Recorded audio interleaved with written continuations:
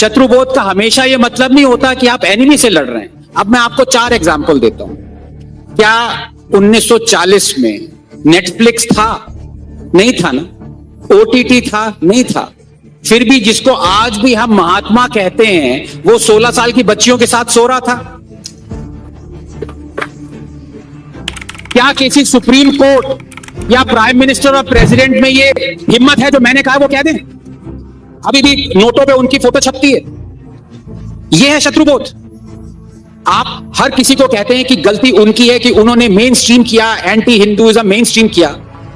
क्या यह शत्रुबोध नहीं होना चाहिए कि हम खड़े होकर कहें अपने प्राइम मिनिस्टर से कि आप अजमेर शरीफ में चादर क्यों चढ़ाते हो? जिसको चढ़ा रहे हो वो मोहम्मद गौरी के साथ लड़ा, पृथ्वीराज चौहान के अगेंस्ट लड़ा और उसने कहा कि मेरा एक ही मकसद है कि मैं हिंदू टेंपल्स को डिस्ट्रॉय करूंगा।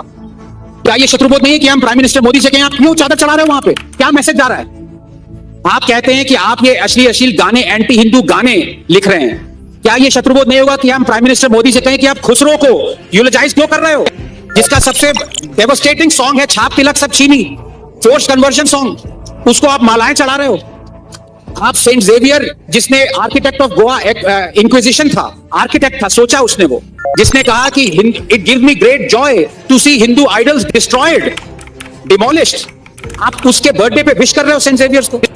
तो शत्रुबोध हमें खुद देखना है, अपने गिरेबान में झांक के देखना है, हिम्मत रखनी है कि जो चीज गलत हम लोग कर रहे हैं वो और कई लोग ये कर रहे हैं। अगर आप शिफाली वैद्या जी को देखें, वो हर बार मिनिस्ट्री ऑफ कल्चर जो हर दूसरे हफ्ते एक बुक लॉन्च करवा देती है उस ऑथर की जो कि 50 साल से हिंदुओं को गाली देता आ रहा है।